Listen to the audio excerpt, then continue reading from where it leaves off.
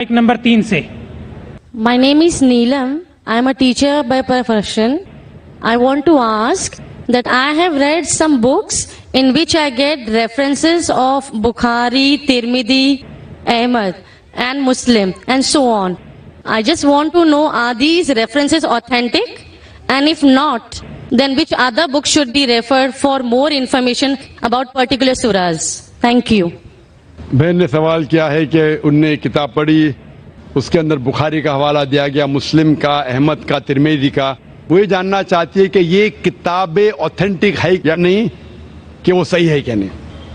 آپ نے کون سی کتاب پڑھی مجھے پتا ہے، تو وہ کتاب کے بارے میں نہیں کہہ سکتا ہوں. لیکن اگر آپ کا سوال ہے کہ بخاری، مسلم، احمد، ترمذی صحیح ہے کہ نہیں، ہم قرآن میں مانتے ہیں اور محمد صلی اللہ علیہ وسلم کی صحیح حدیث میں مانتے ہیں. حدیث کیونکہ 1400 سال پہلے ہمارے پیغمبر محمد صلی اللہ علیہ وسلم نے فرمائی تھی. حدیث 3 قسم کے ہوتے ہیں: صحیح، ضعیف اور موضوع. صحیح مطلب پختہ، اوتھینٹک. ضعیف مطلب ویک، مطلب کمزور.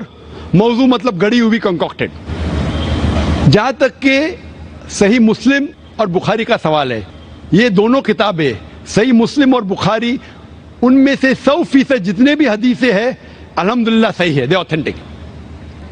باقی جو کتابیں ہیں سیاستہ یا کتب الستہ کے، ترمذی، سنن ابو داؤد، ابن ماجہ اور سنن نسائی، یہ 4 جو کتابیں ہیں کتب الستہ کے، ان میں سے اکثر حدیث صحیح ہے، لیکن چند حدیث اس میں ضعیف ہے.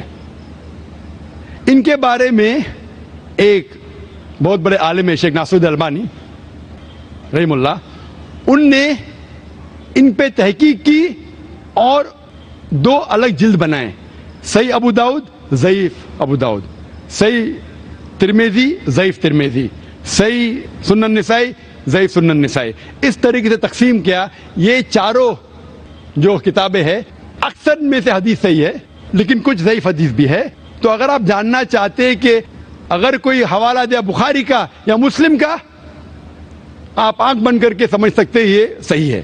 لیکن اگر کوئی حوالہ دے رہا ہے ابو داؤد، ترمذی کا، سنن نسائی کا، ابن ماجہ کا، آپ سوچ سکتے اکثر صحیح ہوں گے. لیکن اگر آپ کو شک ہے تو آپ ناصر الدین البانی کی کتاب کے بارے میں تحقیق کر سکتے اور پتہ لگے گا کہ ان میں سے چند حدیثیں ضعیف ہے، اور اس کے بعد آپ کو پتہ لگے گا کہ یہ صحیح ہے کہ نہیں. تو قرآن مجید کے بعد جو کتاب ہے جو مسلمان کہہ سکتے ہیں کہ پورے طریقے سے صحیح ہے، وہ بخاری ہے، صحیح بخاری ہے. اس کے بعد صحیح مسلم ہے، اور باقی کے 4 کتابوں کا مطالعہ کرنا چاہیے، ان میں سے اکثر حدیث صحیح ہے.